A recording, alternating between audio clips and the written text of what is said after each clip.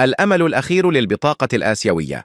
رونالدو يقود النصر ضد الفتح. في الدوري السعودي يدخل فريق النصر لمواجهة نظيره فريق الفتح في الجولة الختامية من مسابقة الدوري السعودي المحترفين للموسم الحالي 2024 إلى 2025. النصر بعدما حصل على 3 نقاط من مباراة العروبة ارتفع رصيده إلى 70 نقطة ليصبح بالمركز الثالث خلف الهلال ب70 نقطة، لتشتعل المنافسة على المركز الثاني المؤهل لبطولة آسيا ويغود البرتغالي كريستيانو رونالدو.